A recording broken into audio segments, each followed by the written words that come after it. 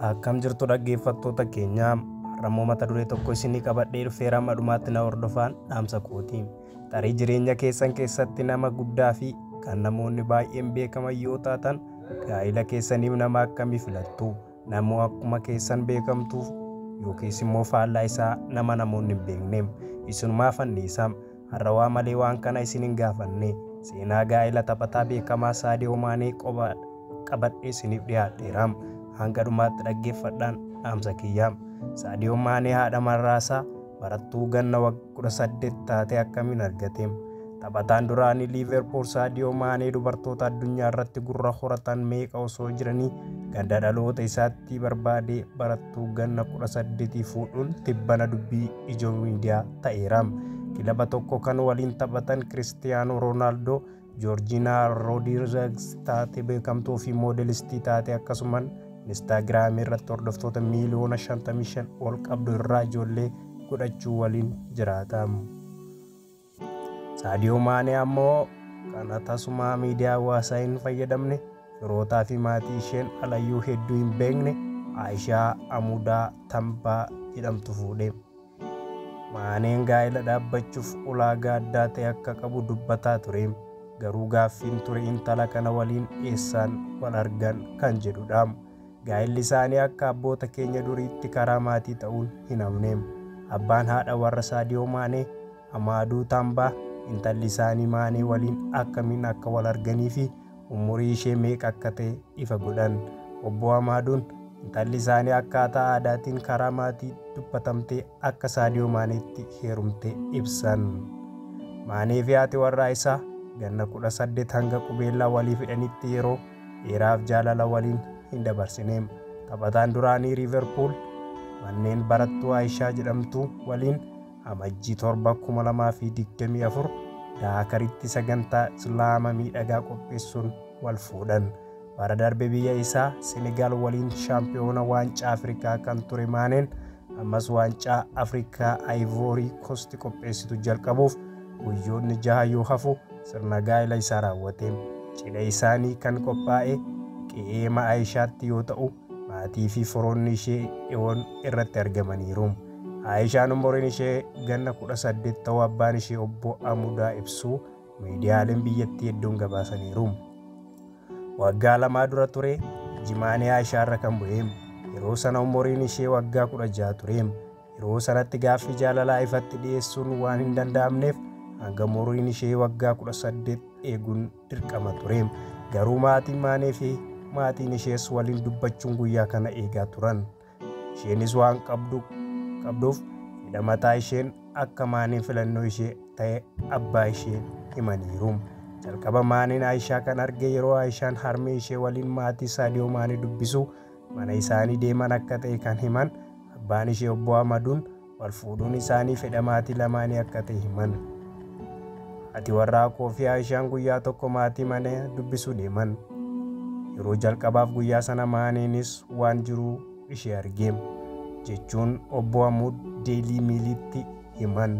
Duudhaa jiru waliin waa'ee isaa waan dhageesse hunda fedha ishee guutuun tole jetteef. Akka maatiitti nutis waan isheef gaarii ta'e jennee irratti ishee gorsine qajeelchineerra. Waaqayyo waan gaarii isheef jedhe raawwateera jedhan abbaan ishee.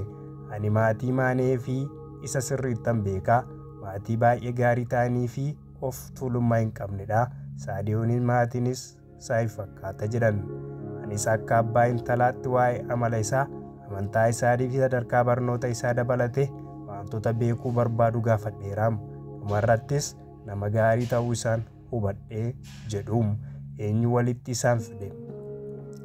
Eessumni Saadiyoo Maanee tokko abbaa intala abbaa Amuuduu waliin hariiroo guddaa qaba.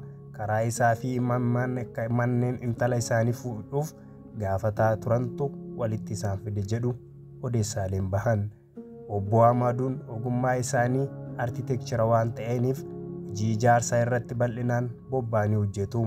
Kanarraa kan ka'e erga bara 2013 as Maanee fi maatii isaa waliin hojii ijaarsaa adda addaa irratti waliin hojjechaatu turaniiru. Piroojeektiin ijaarsa Maanee fi Maanee isatu fudhachuun hojjechaa tureem. Maaneen Senegaal keessatti hojii tola ooltummaa hojjetuun hedduu leellifamaa. dhiyeenya kana magaalaa dhaloota isaa taatee Bambal keessatti hospitaala guddaaf istaadiyeemii ijaarsisuun hojii jalqabsiiseera. Kanaaf obbo Amaduu fi eessumni Maalee waliin dubbachuun akka Maaneen intala isaanii fuudhu haala mijeessan jechuudha. Miidiyaa hawaasaa hin fayyadamtu Saadiyoo Maaneen kanaa dura waa'ee hariiroo jaalala isaa icciitiin qabee ture. Waan hedduun eenyumuu waliin jaalala ture kan jedhu waan beekamu hin jiru. Ati warra ani barbaadu miidiyaa hawaasaa kan hin fayyadamne TikTok, Facebook, YouTube irraa kan hin oolle ta'uu qabdi. Amantaa ishee fi waaqa kan jaallattu ta'uu qabdi jechuun Maayil Online irratti dubbatee ture. Barattuun ganna 18 Aayishaan miidiyaa hawaasaa kamuu hin fayyadamtu jedhe odeeffannoo waa'ee ishee barraa'e. Daily Mail irratti yaada ishee akka qooddetti amma waa'ee jireenya koo haaraan yaadaa jira. Akka addaa ta'uu nan amana garuu dhiibbaa keessa galaa jedhee hin yaadu. Sababiin isaas beekamtii fi qabeenyi Maanee homaa amala koo hin jijjiiru waan ta'eef jette. Kan hin barbaadu kana waan hin taaneef nama gadi jedhee amantii isaaf bitamu ta'ee jiraachuun barbaada. Kana duras waa'een koo hedduu wanti beekamu waan hin jirreef ammas jireenya keenya icciitiin qabannee itti fufna. Kanaaf dhiibbaa keessa waan na galchuu hin jiru jettiin. Na argaa kan jedhus hin qabnu. Waa'ee jireenya keenyaas hedduu odeessuu nu hin barbaachisu jetti Aayishaan. Sababa gaa'ela kanaaf waan haaraan ta'uu hin jiru kan jette Aayishaan. Maatii koo sirriitti na guddisaniiru garuu haadha warraa Maanee jedhamee waamamuu kootti nan boona jetteem. Taphataan duraanii Liverpool Maaneen erga gara Saawud deemee kilab Al Nassr taphachuu jalqabe miindaan isaa torbanitti paawundii 600 fi 50 ta'a. Ji'aan paawundii miliyoona 2.6 ol ta'a jechuudha. Xiyyaara dhuunfaa isaan imala. Mana kilab Al Nassr kanaaf kutaa 10 qabu keessa jiraata. Aayishaan garuu jireenya faallaa kanaa fakkaatu jiraata turte. Magaalaa Dakar keessa gara qarqaraatti mana firoonni 30 ta'an walitti dhufuun jiraatan keessa jiraatti. Naannoo mana isaanii inumaayyuu naannoo qulqulluu jedhamu osoo hin taane baay'inaan re'oota naannoo horsiisanii fi dhoqqee ta'e keessatti guddatte. Aayishaan amma barnoota irra jirti. Akka xumurteen Saawud Arabiyaatti abbaa warraa ishee waliin jiraachuuf kan deemtu ta'a.